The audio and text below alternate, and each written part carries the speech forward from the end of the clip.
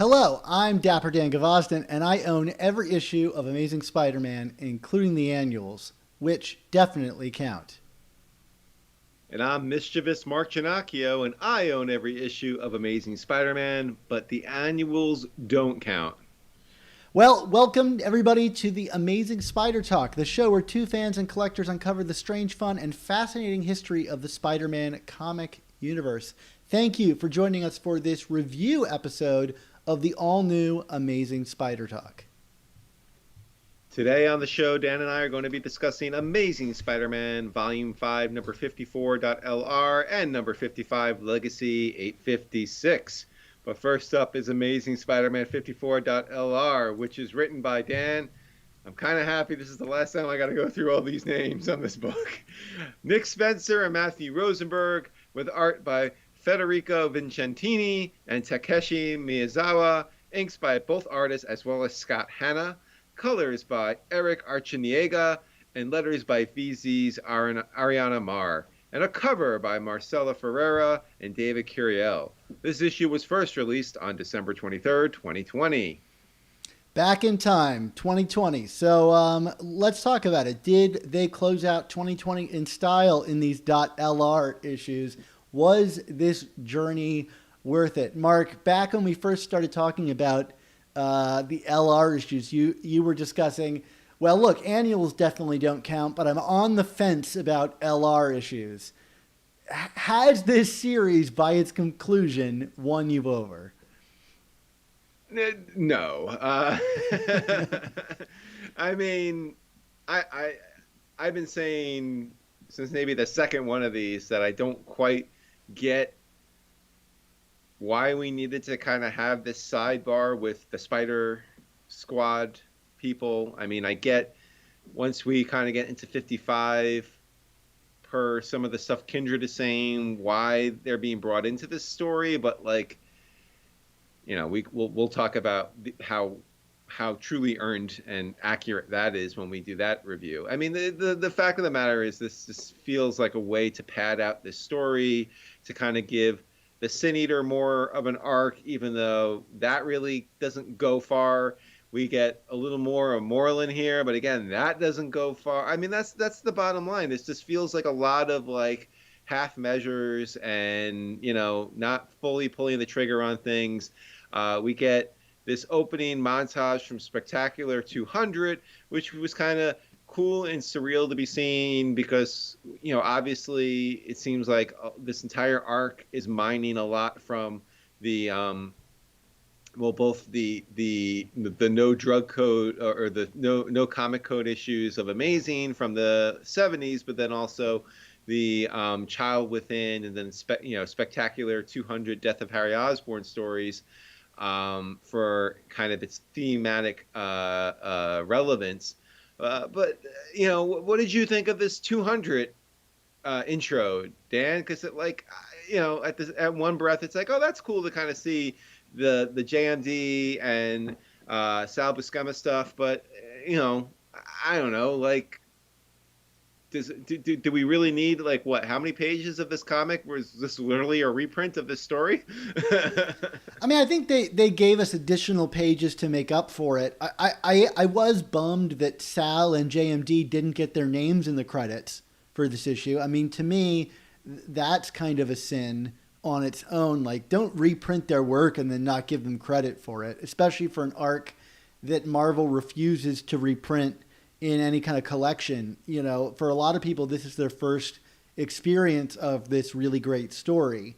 I do think that, like, it was fitting that this got brought up. You and I brought up this very moment on an earlier review, that like this moment seemed key to Harry's motivations as Kindred. So I do think it was appropriate that they referenced it here. Although I actually think putting these pages in Amazing Spider-Man 55 would probably been more like a better use of them, because I don't think these themes are necessarily all that explored in the pages of this issue as much as they are in the issue we're going to be talking about next.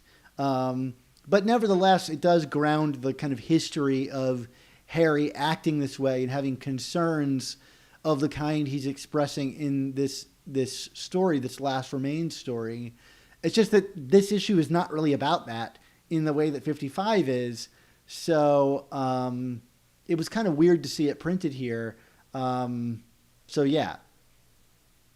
Yeah, I was gonna say, like, I almost feel like because of this inclusion, this LR issue probably feels the most connected to the main storyline. But like, that's the thing. It really is kind of just hanging there, it, in suspension on its own. It's really not connected to the story that these LR issues was otherwise telling. And then, so it kind of gets forgotten once you get into the main crust of the story there. So, it's a cool thing. I don't know, like, yes, for the love of God, why are we not crediting the original artists here? But also, like, I mean, even if there's an extra page count, I don't know how I feel about, in the context of your story itself, just flat out reprinting pages from another story. It feels kind of like a cheat to me. I mean, like, at least we had some issues earlier, during, I think, what was it, the Absolute Carnage, where we kind of like recreated some moments from like the Romita Stan Lee years, but they were done by, was it Otley or whoever, but you know what I mean? Like, at least we were recreating it and kind of giving it a modern context in that regard. Whereas this was just a flat out reprint, and I don't know. I don't mean to sound like a cranky old man here, Dan, but it's like, I don't know. Like, I feel like Marvel needs to be doing better than that, than just doing reprints. Sorry. I do feel like some of the art on these books is kind of not rushed, but it seemed like the past few issues of this have been juggling multiple artists, and it's artfully split up between the multiple storylines that are going on. But I feel like they were probably already crunched for pages. That's not an excuse, but in my mind, that probably is maybe one of the reasons for it. Also because, like, how do you reproduce Sal? But yeah, I just don't know that it needed to be in this issue. As happy as I was to see them acknowledging this is a pivotal moment for these characters, and like those beats being that Harry, it seems to be threatening MJ by taking her to the top of the whatever bridge it is where Gwen was killed, and it turns out he's not actually threatening her. He's bringing her there because he believes that Gwen's death was the moment that all of their innocence was shattered. But he doesn't actually blame his father for it. He blames Peter for it. And he's not actually out to hurt MJ. He feels like he's saving them from the threat that is Peter's life as Spider-Man, which again is a predominant theme in issue 55, which we'll talk about. So it almost feels like it was like a lot of this LR stuff, and this is kind of my opinion on overall, feels like, well, we didn't have the room for it in the main story, so let's flesh it out a bit more and shove it in its own book. And it's like, well, maybe we didn't have room to print, these reprints of these pages in 55 where it would have been more appropriate, but LR is there as the dumping ground for kind of all the other subplots that we need to hit on for this story to work, and they'll ultimately be collected together. So why not just do that? And readers buying the book later won't know the difference. I guess so. And yet when, we get to 55 and, some of our earlier issues of the main book, these comics haven't exactly been rich in depth of content, but that's neither here nor there. One of the subplots that we have been consistently getting, I guess, in LR is MJ with Norman Osborn. So we kind of get some semblance of a payoff there. Interesting. There was some interesting stuff with this interaction. I'll get that kind of seems to be the theme of this whole storyline is, I don't think it really works as a whole, but there are interesting moments and interactions throughout, and this was one of them, I would say, right? Yeah, so she dresses down Norman and doesn't allow him to apologize now that he is seemingly sane, and kind of points out why that is, which is that like Norman is not a down on his luck, loser of the week like most of Spider-Man's villains who kind of resorted to superpowers or fell backwards into them or sought out Jameson to fund their creation because they were kind of down on their luck. You know, he's a guy that's always been the Goblin, whether amnesia prevented it or not. You know, his sickness comes from within. And so him apologizing now that he's not the Goblin, she feels like is not earned. And I think that that's certainly a good point on her part, and a strong moment from MJ. And I think, you know, Vicentini, yeah, it's just Vicentini. I think his MJ is really a strong interpretation of the character ever since she first got that splash page that he drew with her getting off the plane. I love his interpretation of her, not just because, like, you know, she's not cheesecakey. She feels like strong and emotional and well articulated within the pages of this comic, and I felt like this was a great scene. I like watching him draw characters interacting with each other in this way, and MJ just stole the show for me here.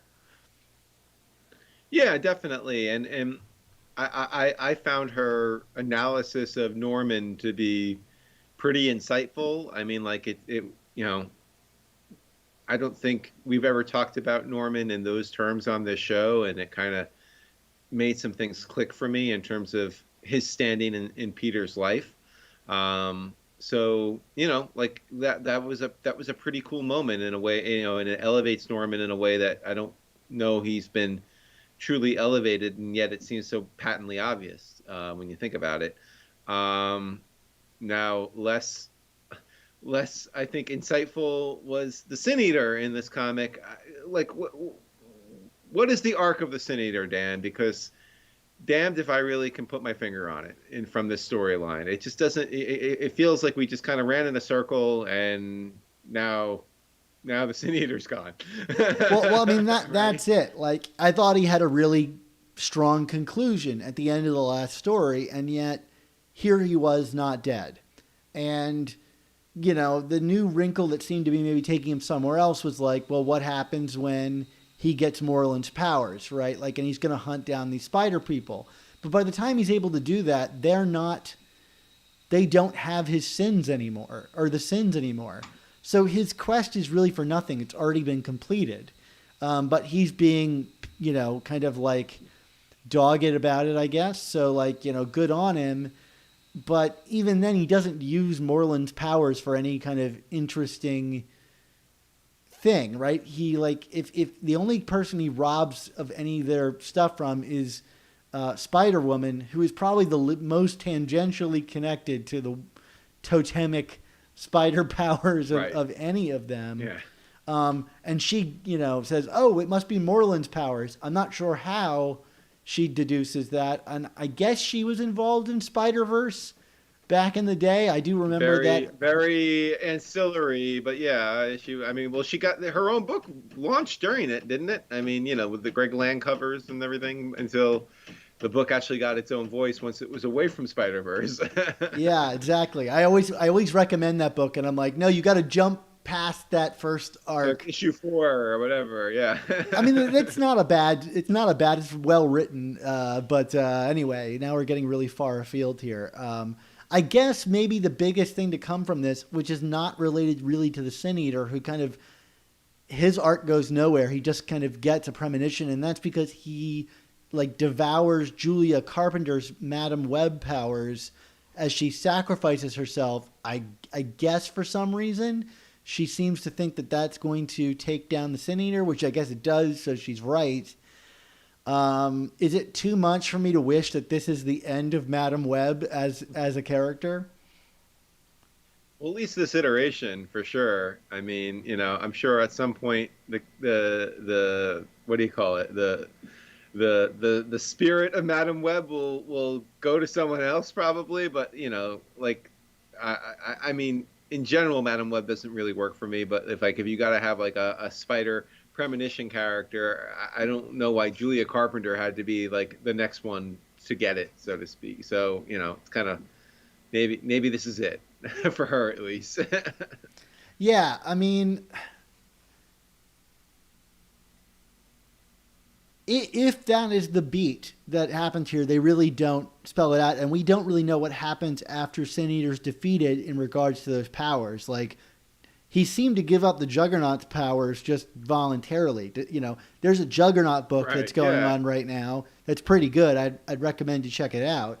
Does the Juggernaut powerless forever? Like, what happened to like the Lethal Legion? Are they suddenly waking up in that hospital with their powers back? That feels like ages ago, but that's still technically a part of this story. So I guess it's wait and see on that, whatever they end up deciding how these powers work. But yeah, so Sin Eater gets this premonition, which, looking back on it now, seems to just really be a summation of like some of the events of issue 55. But what's curious about it is that the Sin Eater suggests that it was all for nothing and a lie, like what his kind of mission from, from Kindred was. Sorry, my brain is just like spinning out here. I'm trying to keep all this straight. And I don't really know what to take away from that, really. I mean, did that strike any chord for you? I mean, like, I guess we kind of already knew that Kindred's motivations were maybe not quite as dialed in as Sin Eater's were. But that's not really enough, because he follows up by killing himself. So, like, something strong he must have seen in the future. I guess, but no, I mean, like, it just felt like a big circular, like him basically saying this was all for nothing. It's kind of like, then what have I been reading for the last 5 issues? You know what I mean? Like you're literally telling us, like, well, this whole journey meant nothing, so just read the next issue, and then something more important will happen that doesn't involve me. Come on, that's garbage storytelling. I'm sorry, I don't mean to be that nasty about it, but like, it's insulting. It's like you're basically saying this entire sidebar subplot was nothing. It was meaningless. And that's the resolution to the story. And I would say that being the main arc of Last Remains was really not worth it. I mean, there's a conclusion here, right? They're all captured by Kindred, and then Kingpin's forces arrive to help out Norman with whatever Norman is planning. But in terms of the main arc of Last Remains, Sin Eater's suicide is kind of the end of it. And I did want to point out, there was an interesting thing in the back of this book. I think we've had this discussion about, like, and people have talked about Kraven committing suicide in the pages of Kraven's Last Hunt, and it being a very violent death that then, facilitated, the follow-up story wherein Kraven's spirit, comes back and resents killing himself. So as JMD to his mea culpa for glorifying suicide. In the back of this book, we have an editor's note here about, like, if you are feeling suicidal thoughts, some help numbers and things like that. And I thought that was nice. I don't know how many people are going to empathize with the Sin Eater's plight, but I do think, like, featuring something as destructive to our culture as suicide, it was nice that they at least, highlighted that in some way. No doubt. Do you want to give this a grade? Before we do, we're going to hit on this in the next one, is like, there's this idea that Norman seemingly is reverting back to his goblin persona at the end of this book. Right. And we'll talk on, I just wanted to put a pin in that, because we're going to talk about that in issue 55 as like a big, like, to me. Yeah. Like, what was the point of all this? Like, why, we literally spent how many issues of Spider-Man will he or won't he with Norman, and now it seems to be for naught, right? We'll see. So, for me, Mark, this issue is like a D+, C-. You're kinder than I was gonna say. I was gonna go C- for the MJ Norman stuff, and well, I didn't appreciate the straight up reprint. The nostalgia was kind of fun, so I'll say C-. C minus then. But Yeah. but the whole series, I wouldn't be, you know, the dot LR. I mean, I would give that whole thing a D plus because I feel like it just was a waste of time and was completely unessential to this. Like I could just read the main book and really not miss a beat with this book, right? Yeah, I 100% agree. And, you know, all the One More Day stuff and Back in Black stuff, well, there's no conclusion to that. So, like, it almost feels perfunctory. So, all right. So, next up, we're going to be discussing Amazing Spider Man Volume 5, number 55. That's Legacy 856, which was written by Nick Spencer with pencils by Patrick Gleason, colors by Edgar Delgado, and letters by VC's Joe Caramagna, or Caramagna, because it's like lasagna, and a cover by Patrick Gleason. This issue was first released on December 30th, 2020. That would be the last issue of 2020, and thematically appropriate. Let me start by asking. Let me start by asking you, how many of these, how many copies of this issue are you currently hoarding for your college fund? You know, I bought one, and then I bought a variant, the Del Auto variant. So I technically have two, but the second one I have, you know, is not owning it for the right reason, I guess. You know, like people wanted it for the cover. Yeah, I mean, I actually, I'm awaiting my LCS shipping this book out, the Gleason cover out to me. My wife was actually out and about and was in a comic book store last Wednesday and said, "Oh, do you need anything?" And I knew I wasn't going to get this issue in time for this review, so I said, "Oh, if they have any variants of 55," and she got me the Delgado one. So I have those two as well. But yeah, this book is. And it's got to be for the cover, Dan. I mean, I guess there are things that happen in this issue that might be inflating the value on a speculator side, but I honestly think it's just the hype that this cover has started. This thing's selling. I've seen it already for what, $30-40 on eBay. I mean, come on, people, what are you doing?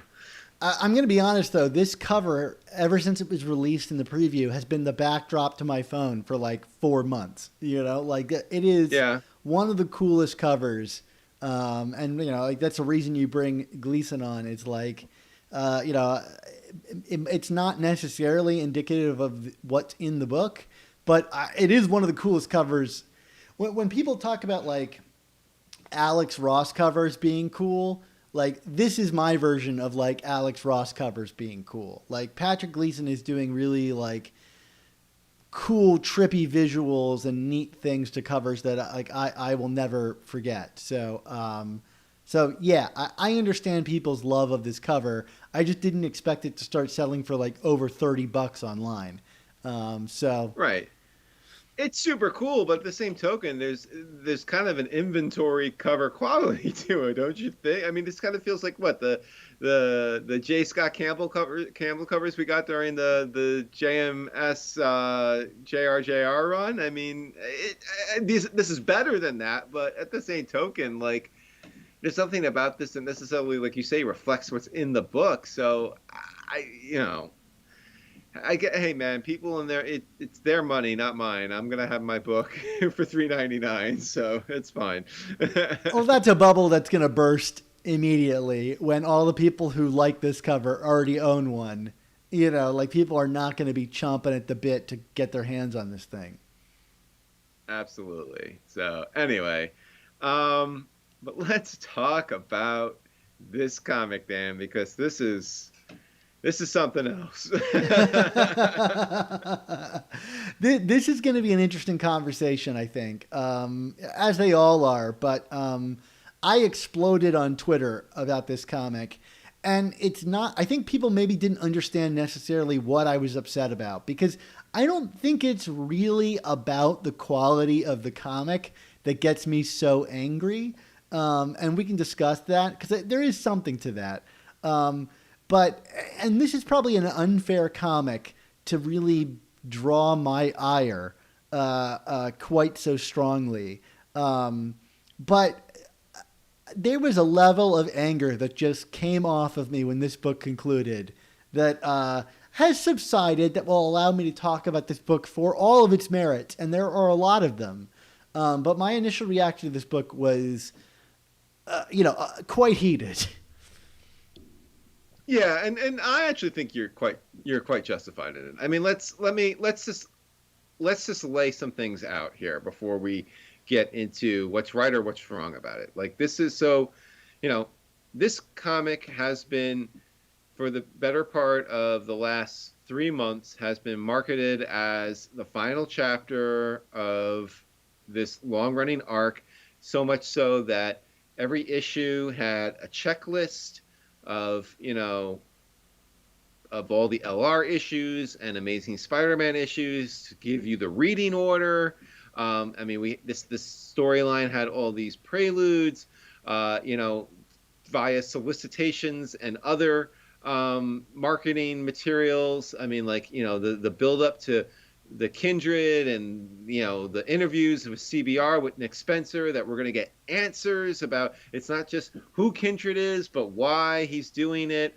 And this is the storyline where that's going to come out.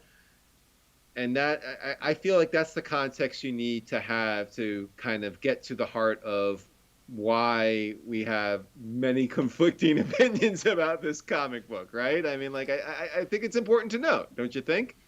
Yeah, I think so too. You know what? We were going to save our discussion of editorial till the end, but I actually think we maybe need to get to it up front. Is it like you talked about all these marketing materials and things?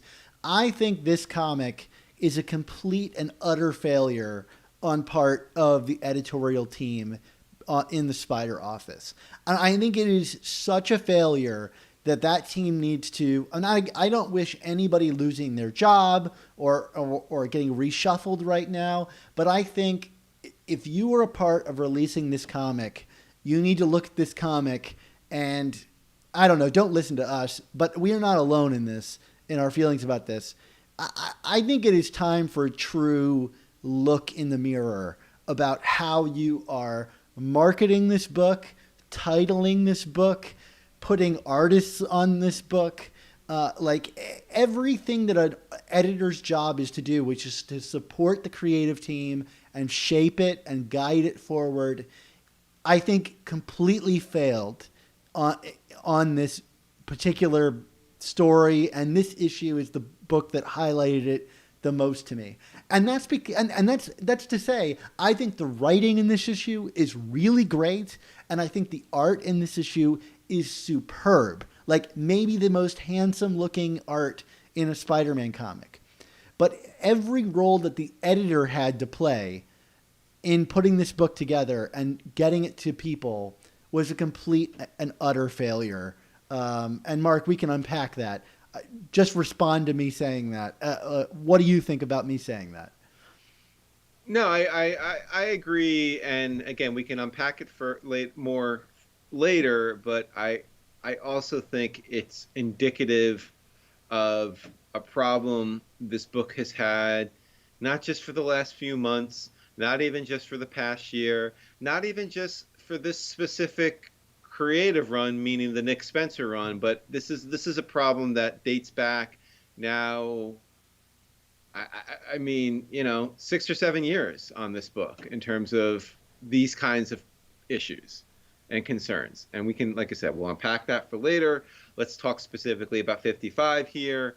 But I agree with you, and like I said, I just think it needs to go further. That this isn't just an isolated problem. Like these failures have been consistent for many years now, and there are common denominators which I think need to be discussed at greater length in a little bit.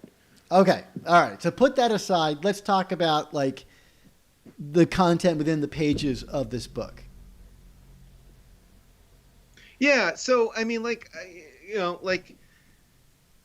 I would say this is probably in an isolated situation. This was probably my favorite issue of this arc, starting since the first one. I felt that this was the most character driven that we've gotten in a while. I feel that we kind of hit on some really interesting notes. Gleason's art is just phenomenal throughout. There's a lot of really interesting stuff here. Does it work in the context of the larger arc? no, and that ties into our other criticism. But like, if you just gave me this comic to read and didn't tell me that this was supposed to be the final chapter of this long-running story that's been building for the last 2 years, I would have looked at it and been like, wow, it's a pretty cool comic. There's a lot of cool stuff here, and I'm really digging what this Kindred is trying to drill down into with Spider-Man, and they seem to be teasing a lot of other stuff that might pay off down the line. I mean, is that a fair assessment of like what was really interesting about it for sure? Yeah, 100%. I mean, like, just to reinforce you, like the art in this book is unreal. I mean, there's not a single part of it that I can isolate as being stronger than the rest because it's all strong. Layouts, designs, details, line work, coloring. I mean, every page was a beauty. Like I would be happy to own, flip through, whatever, any of these pages and any day of the week. Cool visuals, Spider-Man blasting Kindred through the head. Like, it just juggles that kind of like silly, grounded, creepy, all of that, in this issue so well.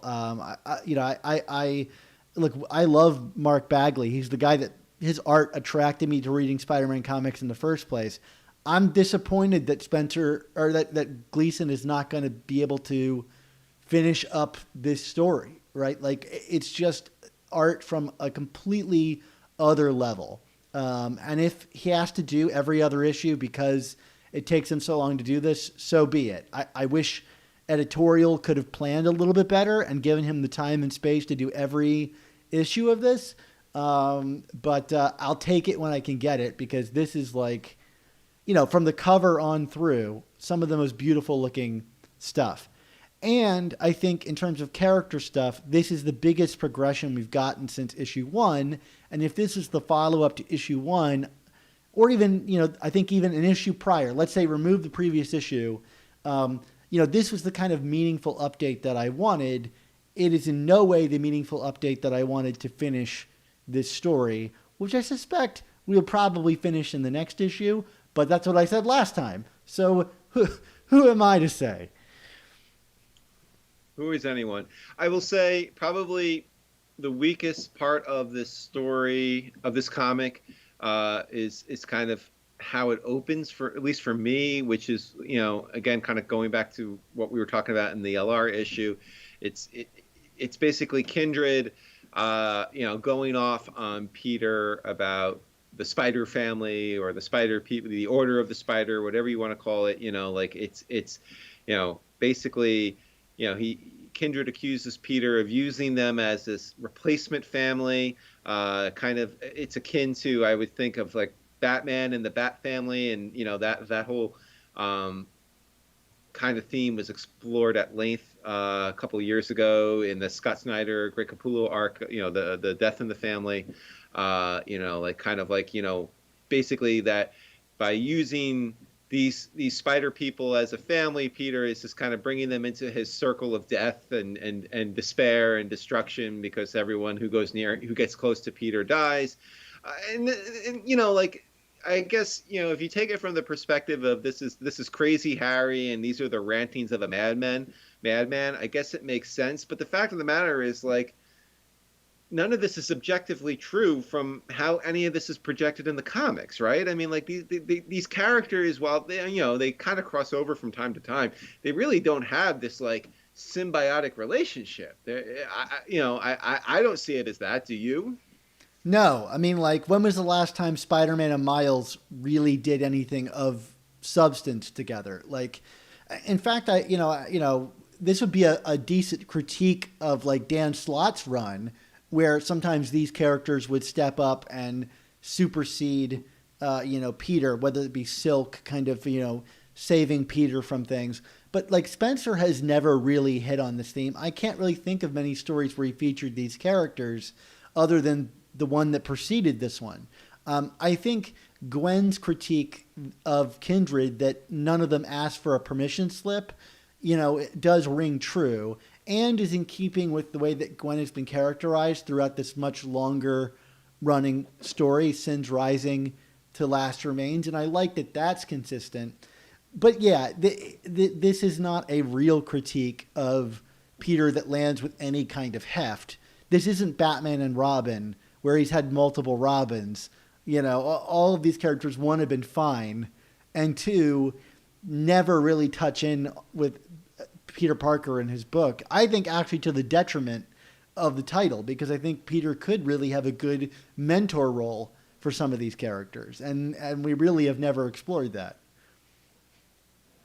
Yeah, I mean, the fact of the matter is, it's not like these characters are all getting together every other issue to like plan adventures together. I mean, it's like, you know, they have, you know, the obligatory Spider-Verse crossovers, and then, like you say, like every once in a while, like Peter and Miles will team up for something, or Peter will show up in Spider-Gwen's book or whatever. But like, it's not substantial. It's not. You know, I don't feel like they're. I don't view these characters as a key part of the supporting cast the way Jonah or Aunt May or the Osborns are, or Mary Jane, you know, or Robbie. I mean, like, you know, if you want to talk about, you know, if Harry wanted to gather a bunch of characters that Peter has gotten close to over the years that, you know, that he's brought down, I think there were a lot better characters to select than the Order of the Spider. And I feel, again, like this is being done more for marketing and gimmicky purposes than actual storytelling purposes. Like, well, it's funny that you say that, because he already did assemble those people. It was all those skeletons, right? And right. I think Kindred acknowledges that, like, he's doing it again. You know, like it's an endless cycle, and maybe that's the point that they're trying to make. But if that is the case, then I do feel like we need to build that up in the books prior to this. You know, just having the word spider in your name isn't enough to like link me emotionally to Peter's relationship with them. Yeah. So, I mean, I do think the book kind of picks up a bit after we kind of go through this lip service. I mean, so specifically when Mary Jane arrives, I feel like you know, and this is where that scene from Spectacular 200 that got referenced in LR would have been, I think, pertinent to kind of have on hand here, don't you think? Yeah, for sure. So what does MJ do that you find so interesting? Well, I just find her arrival kind of just picks up because we're now acknowledging the tension between Peter, Harry, and her. You know, it's this idea, and you know, this was established in that Spectacular sequence, that as deranged and psychotic as Harry is, and how he kind of wants to use MJ as bait because he knows that she is Peter's person and the one that he cares for more than anyone else, which he says explicitly here. The fact of the matter is, because of Harry's own feelings for MJ, he will never truly harm her, and she knows that, I think, and you know, that's part of the reason why we had that flashback sequence from Spectacular, because it says that plainly: you won't hurt me, or he says, I won't hurt you, and she knows it. So it kind of creates this tension of, okay, well, we know he won't do this, and she won't do that, and Peter won't do this, but so how is this all gonna, you know, it's like everyone's got a gun pointed at each other, but what's actually gonna resolve this here, you know? Yeah, that's really interesting. And you know, in terms of guns and stuff, like Peter immediately goes off when she's brought in and threatened in any way, and he just, these are the two pages that really stand out to me. Is this like splash or like spread with Peter just like busting free and unloading on Kindred. There's the image of him like punching him in the face. That's like a Looney Tunes cartoon where it's just like impact of his fist on his face, and then like blasting a web shooter through Kindred's head. I saw some people saying like, oh, Peter would never murder him or be that violent. And it's like, well, we already established that Kindred can't die in that way a few issues back. So this was totally in character for me. It's just him kind of unleashing. He knows he can't win, but you know, his emotions got the better of him, which is a very Harry thing to do, or Peter thing to do. I thought that Gleason's work here was just stunning. And I mean, even down to the details of like how Harry then responds, having maggots just crawling through Peter's face for the rest of the issue, is like a kind of gross detail that just sets the tone really well. Right. And on the topic of maggots, MJ suggests we have dinner, which kind of brought me back to, again, that issue, the anniversary issue of Spectacular, that I know was kind of referenced with the table of corpses with Kindred. But it just brought me back to that which is still one of my favorite single issues of Spectacular Spider-Man ever, or any Spider-Man comic ever, for its sheer awkwardness and just tension, right? Yeah, that's one of the first Spider-Man comics I ever read, and it's one I revisit very often. So speaking of references, so this book then really leans really heavily on issues that I don't think we've really visited that much in this story up to this point, and that are like the drug code issues of ASM 96 to 98, but in this case specifically. Don't you mean 96. issue 40, Dan? Don't you mean issue 40? Yes, I do. I do. Yeah.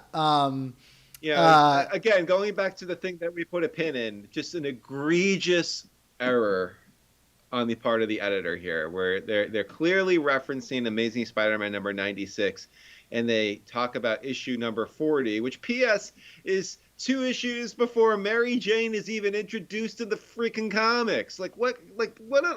It's just sloppy, egregious, pathetic editing. Come on, Marvel. You got to do better than that. Sorry. And if I had to know Prize It Mark, there's a reference to Amazing Spider-Man 40 a couple pages later, and I think they just didn't check, and they just typed it in twice, and that's it. And we're used to spelling errors in this book. You know what I mean? Like, I think back to the Dan Slott, like later Dan Slott era, where there was just spelling errors galore, and now there aren't spelling errors in this book. And part of that, I wonder, is maybe it got to Joe Caramagna late, so he didn't have time to spell check it or whatever. But it seems very clearly that the ability to spell of the writer is how this stuff plays out. And who could say maybe Nick Spencer wrote that this is a reference to ASM 40, although it says Nick Lowe's name down there at the bottom. So, but yeah, I mean, like, don't put an editor's note and then give the wrong issue, especially one as egregious as this. I mean, you texted me this. You're like, that's a fireable offense. I don't know if I would go that far, but it's bad. Well, because again, in the context of this kind of sloppiness is not new to this book. Like you said, we get spelling errors, and we've had other misreferences like this, where they talk about one issue and it's like 3 issues off. This is not even 3 issues off. It's 56 issues off, and it's from a completely different arc. It's just, like, MJ is not even a character yet. I mean, come on. Like, I just, okay, fine. You don't want to say it's a fireable offense? Fine. But, like, I don't know. Like, I feel like someone like Tom Brevoort, who's the, executive editor, I mean, like, he's someone who's just so steeped in Marvel history and seems to be so persnickety when it comes to, these kind of details. Like, I just don't understand how a company that has someone like him close to the top of the food chain could tolerate sloppy mistakes like this. That's all. That's my final say on that. Sorry. Yeah, I mean, we'll come back to it, at the end of the episode, like we've been alluding to. But, like, you ask yourself, like, what is the editor's job? I mean, making references is not the editor's job solely, but, like, the one visual presence of the editor is mucked up like this. It suggests other things are happening as well. Okay, so let's say they got it right. They didn't. But let's say they got it right. And they do, in a few pages, have an editor's note for issue 96. So at some point they got it right.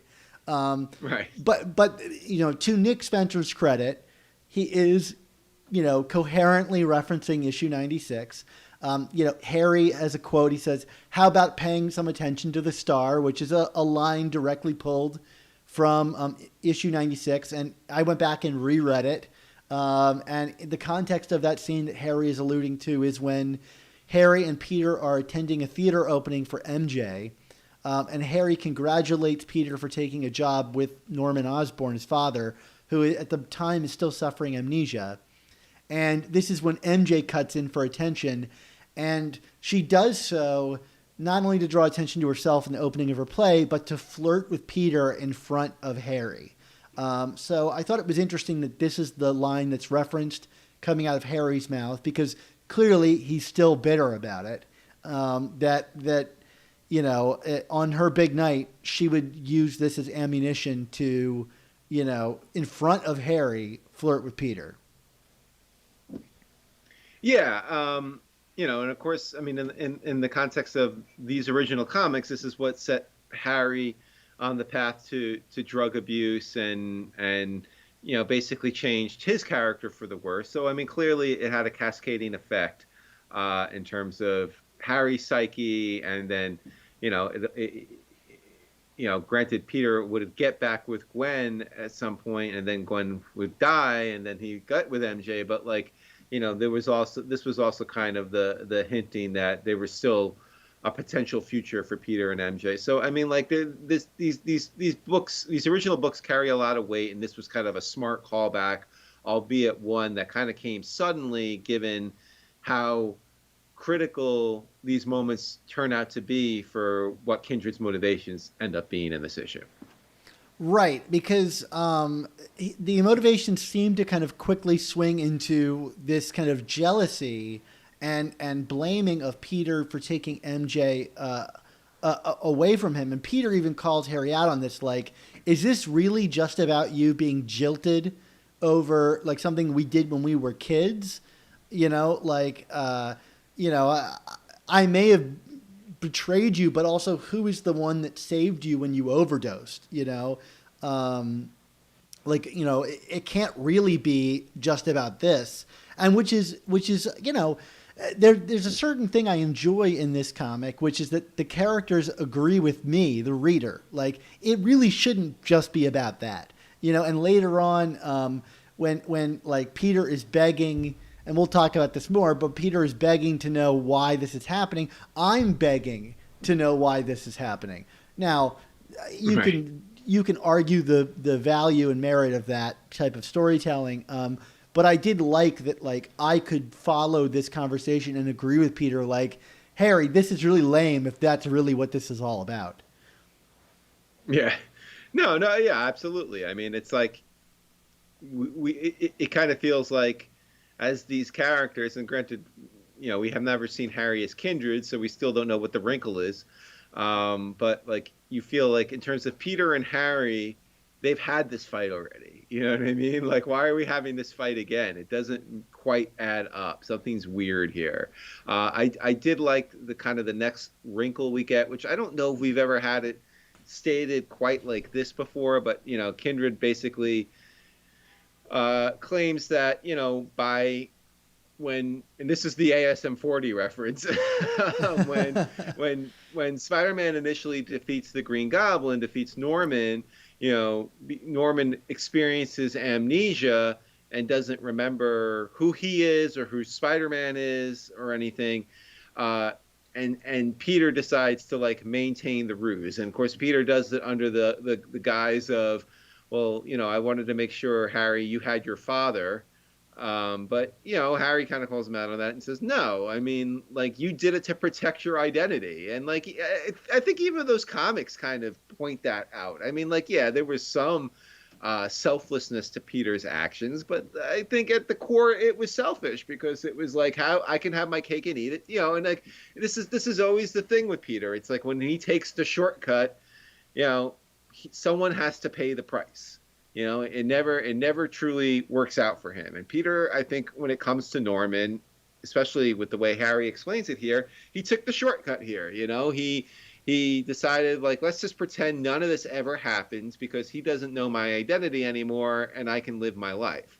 And as Harry points out, because, you know, once Norman regained his memory, you know, people paid the price, namely in this case, Gwen Stacy. So it shows again, like, you know, Peter's mistake led to the death of someone he loved and led to the death that other people loved. So, you know, it's the tragedy of Peter not not doing the true right thing, I think.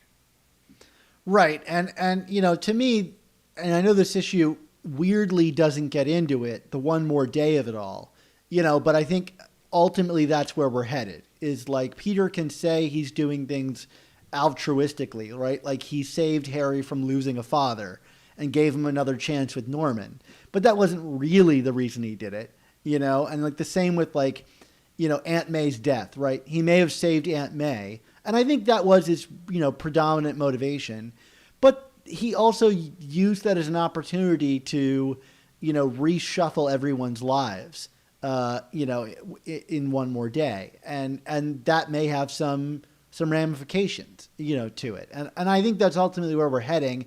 Although I do find it incredibly weird that we don't get there in this particular issue quite yet. But yeah, so, I mean, and like I was saying before, Peter rejects this too, which I did as well as a reader, because I'm like you said, Mark, haven't we already had this argument? Like, maybe not that specifically, but this is what the events of Spectacular 200 and the preceding stories were about.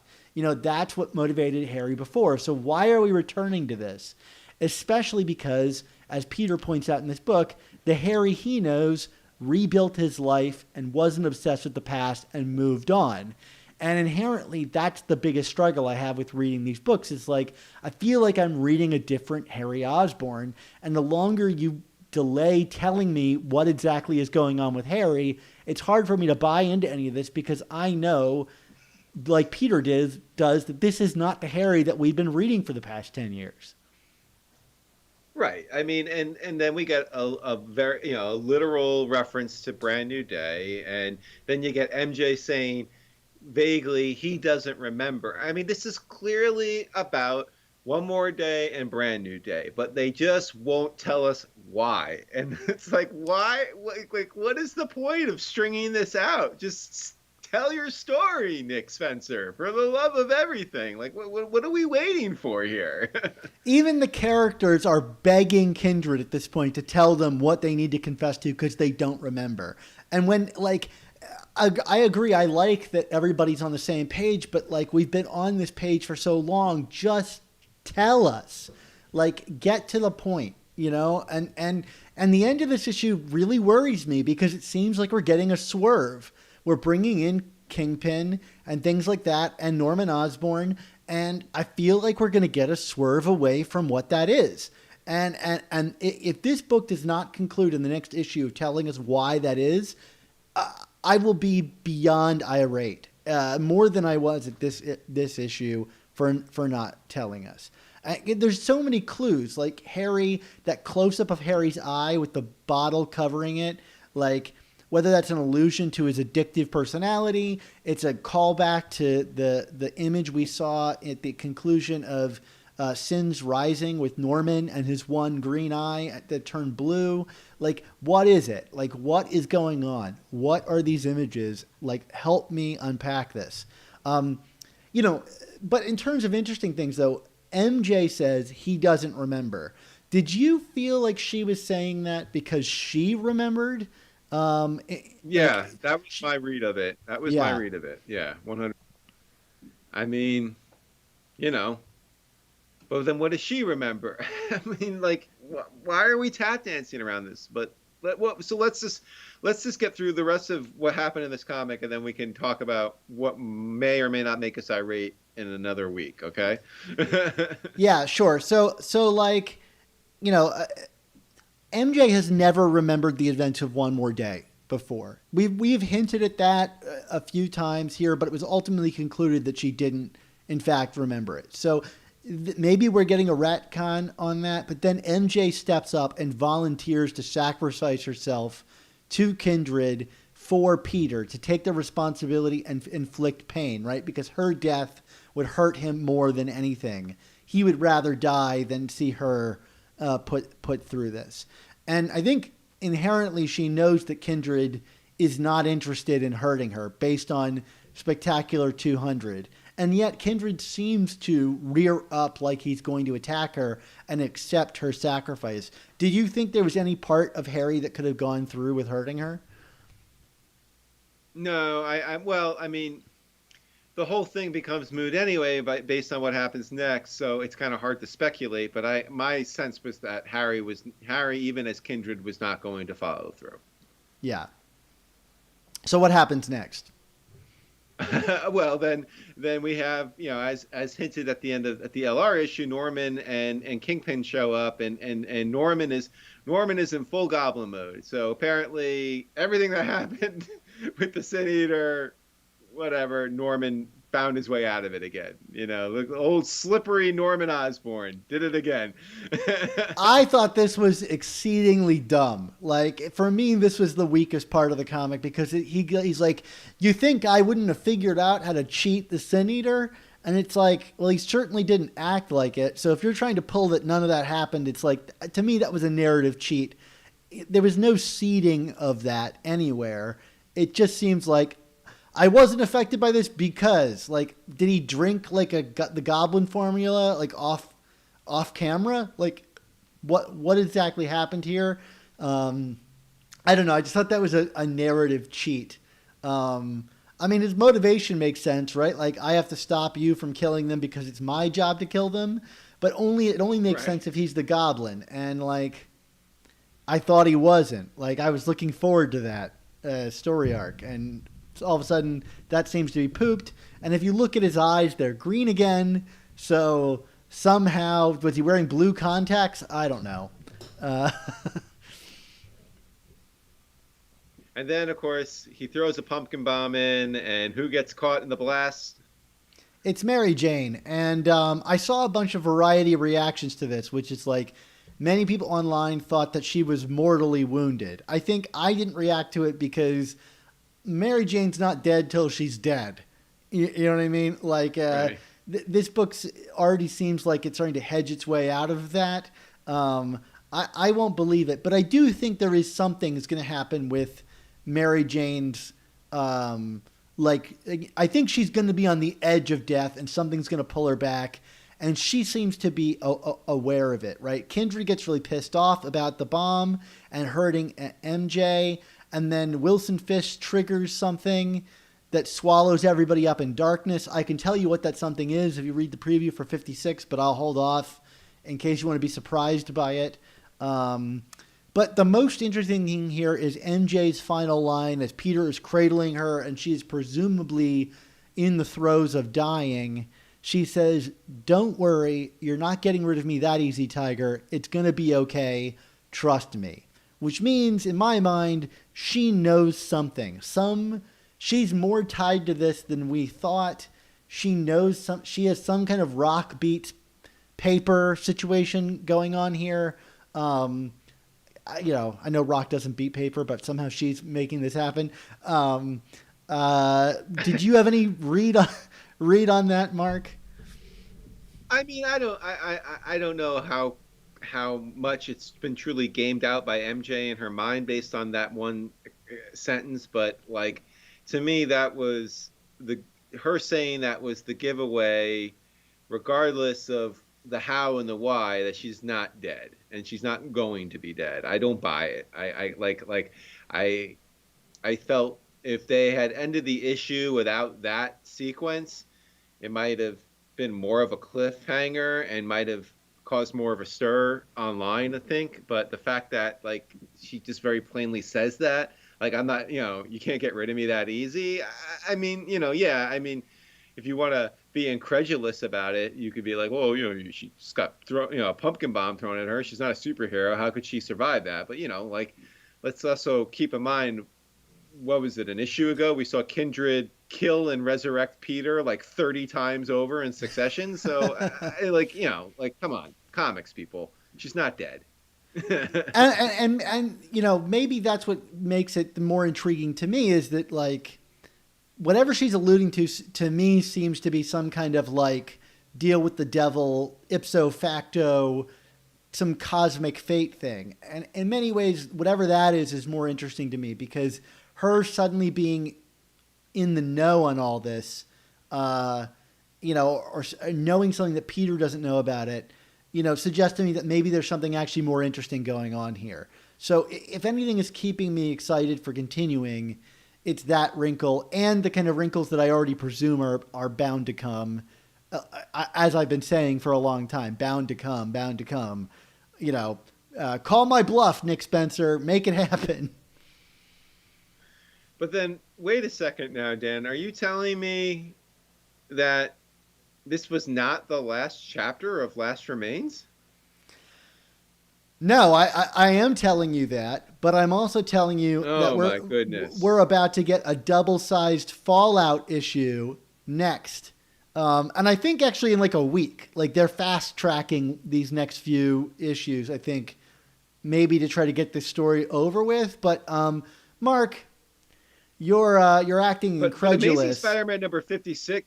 Amazing Spider-Man number 56 was not on any checklist about the story, was it, Dan? No, it was not. It was not on any checklist about this story. Oh my goodness. So you're telling me the comics lied to me? They must have, Mark. And I know that you live and die by your checklist. So, you're going to have to relinquish your OCD-ness and buy another issue where this will be resolved. And get ready, because we're getting 3 issues of Amazing Spider-Man in January. So back to the brand new day era. So here's the thing, Dan, and I think when you first texted me about this comic last week, I think I even said this to you or texted this to you, or at least I thought it, which is that, and I'm not trying to defend anything, but like at the end of the day, is it truly, is Marvel Publishing, Marvel Editorial, are they truly obligated to resolve a story, not just in a timely fashion, but in a fashion that they claim they're going to resolve it in? And the answer is no, they're not obligated. They can do whatever the hell they want. As long as people keep buying the comic, they're going to do whatever they want. At the same token, is it good practice? Does it feed good feelings from your customers to do things like that? Is it even good narrative execution to not resolve your story in a timely manner? No, I don't think it is. I think it's sloppy. I think it's infuriating. I think that it's insulting to your readers to keep stringing them along like this, especially without meaningful payoffs to keep them invested. I think that they're feeding. It's cynical. They're feeding on people just to keep going back for more, because that's what they've been doing so far. And that's, I think, kind of at the heart of where a lot of our criticism is. It's like, do they need to be doing these things? No, they don't. It's not their obligation. There's no contract with us as readers to do these kinds of things. But like, at what point do people, clearly not us, because we got a show to run and we're completists in terms of our collection, but at what point do people just say no more? And I wonder if this is an issue that might have had some people say no more. Right, because you reading this issue, it says this is the end. Even in the backup page, it's like, I hope you enjoyed the end of Last Remains. Get ready for the Fallout next. And I don't think anybody who read this felt like this was conclusive in any way. I'm thinking back to like other times, major times Marvel has done something like this. Like think about like Secret Wars number 9, right? It was an 8-issue series, and out of nowhere they tacked on an issue 9. You could be cynical about it and say, they were selling so well, they wanted to make another issue to make a bunch of money. Fine. That could very well be what happened in that instance. But me reading that story, they let us know well ahead of time. They gave us like this really new thing. They called it Secret Wars number 9. And it was a really substantial issue that really felt like every chapter of that book felt essential. I would even argue that series would probably have been better at 12 issues than the 9 that it ultimately was. There was a weird time jump in it that felt like they had to remove things because their schedule couldn't allow it. It was delayed, yada, yada. But it felt like a whole package. When you title something Last Remains and you stick to it and say, this is the end of the story, get ready for the fallout, I just don't know that I can ever believe you again. Like it is so preposterously not that, you know. And if you issued a mea culpa that was like, look, we had so much story to tell, we extended it an issue, then fine. Like, and maybe we're haggling over something dumb like a title. But at the same point, I don't feel like this series needed this many issues to tell the story that it is. It feels padded, and then they're not even being honest about it. Ultimately at the end there, and I think this series has been incredibly well written by Nick Spencer. I mean, we've had our problems with the pacing of it and things like that, but in terms of just pure writing craft, I probably wouldn't have structured a lot of these stories the same way. But this is a talented writer. There's no doubt about it. Our nitpicks aside. And these are incredible artists that are producing these books. This book has been gorgeous for even before Nick Spencer came on, like Stuart Immonen and things like that. And it's clear that Nick Lowe is a real talent. He brought, Otley on this book, right? He can get these people onto this title and make it happen, But why are we jumbling artists around so much? Why are the titles so confusing? Why are stories being paced this way? Why are things being teased well before they should be? Why are solicitations inaccurate? Why are there editorial errors in terms of what issues they're referencing? Like, in my mind, the editing of this book is not aiding the writer and the artist. And that's an editor's job, is to aid the writer and artist, and maybe to take some of the, slack, or take some of the, blame for things that are wrong with the book, because we kind of want to give the writer and artist the benefit of the doubt. And I know, as someone who used to be an editor in comics, that oftentimes you really have problems with writers and artists that aren't meeting deadlines and things like that, and so you need to shuffle. But, and I think, Mark, and you can jump in after this, and you've been saying this has been a consistent problem since the moment Nick Lowe joined the book as editor. And I don't want to point fingers, but sometimes things just go on for so long, you just have to call it out. And yeah.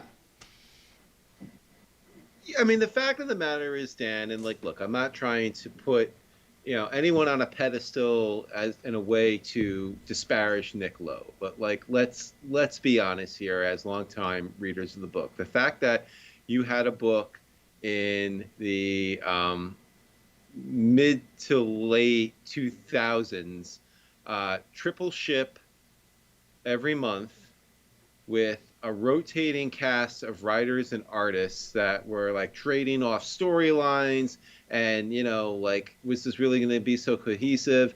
And the fact that despite the frenetic schedule, despite all of the personalities involved, despite some of the conflicting styles and artistic styles and narrative styles going on, the fact that Amazing Spider-Man during the Brand New Day era, under the editing of Stephen Wacker, never missed a beat, didn't have these kinds of egregious errors, had consistent storytelling throughout, had arcs wrapped up when they needed to be wrapped up, didn't pad things.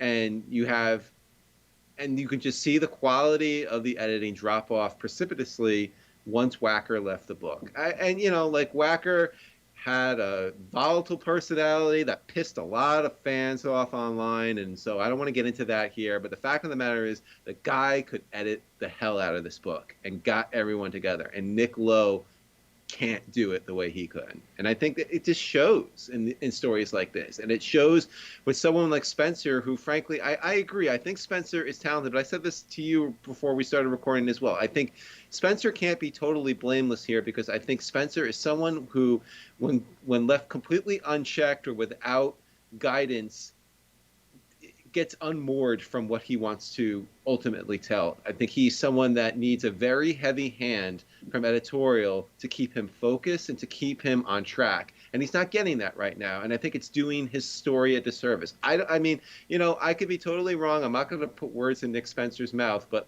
I think when time is, once time is set on this run, I think when we look back, we're just going to I don't know how satisfied we're ultimately going to be with how these stories went, because it just feels like the Nick Spencer run has been filled with many individual great moments and stories, but there has not been a single arc that he has told so far where we have gone, wow, what a great arc, right? I mean, Yeah. nothing is like as a story, multiple parts. They cannot stick it in any way, and we saw this a lot during Dan Slott again under Nick Lowe, which was like Spider-Verse, for example, and the end of Superior, which is when after Wecker had left. Like it just things become unmoored and unglued, and they don't string together correctly, and things get sloppy, and you could just tell. And like it's a good editor. It's clear that these guys need a good editor, and they're not getting it. And I think the only reason that you and I feel comfortable saying this is, we've watched this happen for over half a decade.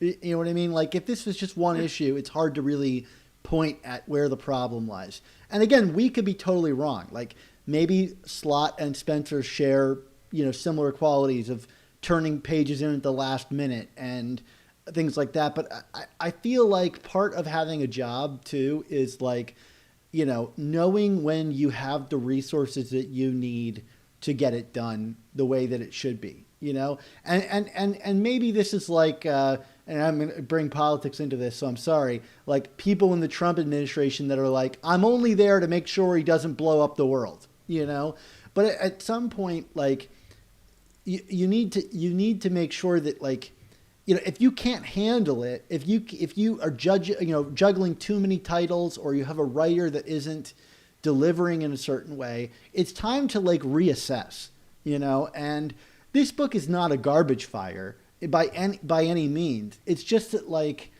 there's a consistent problem, and not seeing that problem addressed is troubling over the long term. And I just want the Spider office, I know none of them are listening to this, but like, if I could send like my whatever karma out into the universe, it would be like, hey, maybe it's time for a meeting to figure out, like, is this pipeline working? Like, what can we do? Like, do we need to bring in someone that is, whether it be like a stronger story editor to rein in Nick Spencer, or like someone that truly knows their Spider-Man stuff and can really back up those references.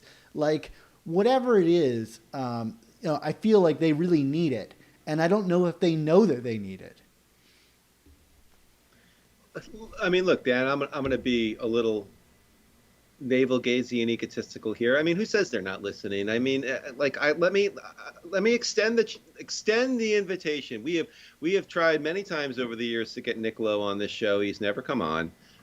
It kind of never goes beyond like a tweet back or forth or something like that, or an email into Marvel's PR department that goes either unanswered or, oh yeah, we'll check something out, and then they never give us a date or anything. Fine, whatever. So come on the show and tell us why we're wrong. Tell us how you got the ship running on time, that these errors are just little silly oversights. It's not indicative of a larger sloppiness in your craft, and that that this kind of storytelling and padding and decompression and pulling things out further than how you're advertising them, that's how stories need to be told today. Tell us why we're wrong. I want to issue that out there for whenever this gets to the point where someone like that could hear it, because like it's just ridiculous. Like, don't be afraid to come. We will give you a full audit.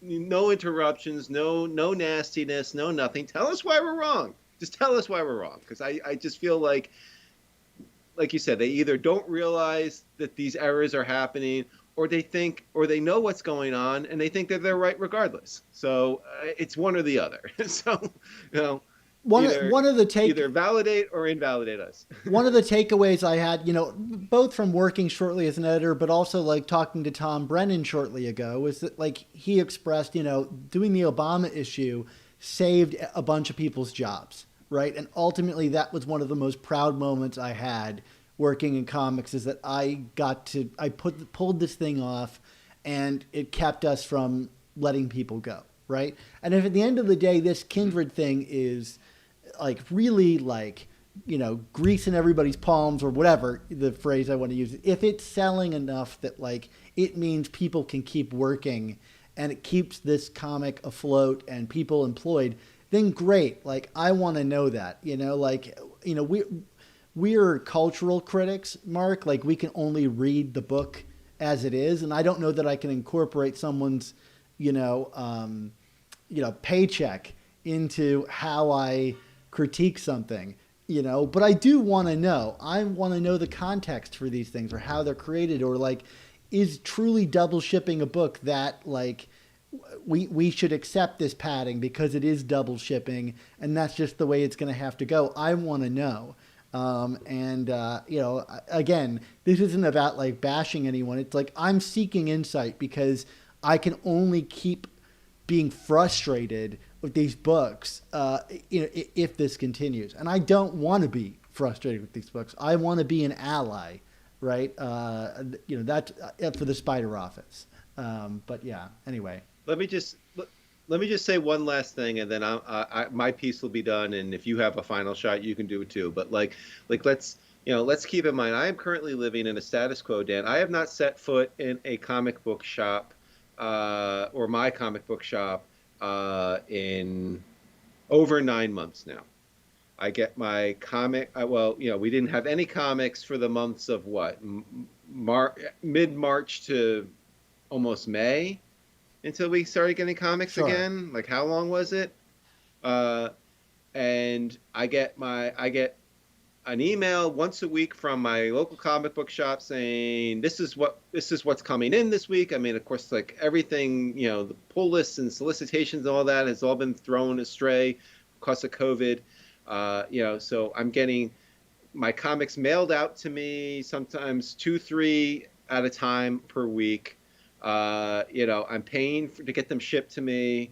I sign up for extra books just to kind of get a little more bang for my buck and also to support my local comic book shop. But the fact of the matter is, like, when it comes to Spider-Man, I'm not going to quit the book because it's just been an inherent part of who I am for the last 30 whatever years of my life. But like, there are other people who are doing the same thing I'm doing right now, who have to deal with this status quo, who have to get the comics in this fashion, who are not going out, who can't go out, or, their comic shops aren't open the way they used to be, yada, yada, yada. And it's like, like you said, the Obama issue saved the day back in the day. Like, how many people at this point are just going to simply send an email to their comic shop and be like, I'm going to drop ASM? Like, you know what I mean? Like, because it's just, is it worth the effort of having to go through all that right now at a time where nothing is normal, where everything is a pain in the ass, pardon my French, and to get these books when there's no payoff apparently. Like I don't know, it's just so beyond frustrating, and it's maybe even more frustrating by the current status quo, in my opinion. It's just like, like it's just insulting and causing frustration in something that should be an escape for people right now, frankly. So that's my final 2 cents. You can say something else, or we can just do grades. Let's just go to grades. I think you put it very well. Mark, how do you begin grading an issue like this? I'm going to give the book a B, because I do think it was a strong book. It probably would be even higher if this was like a middle chapter of the book, but considering this was advertised as a conclusion, it's not a conclusion, so I can't go higher than a B. But like, there's enough good stuff there to pull whatever frustration I had into a B. And I feel exactly the same way. I mean, like, and I feel bad dinging the artists, as much as they probably don't care about what our grade is, for the marketing of this book.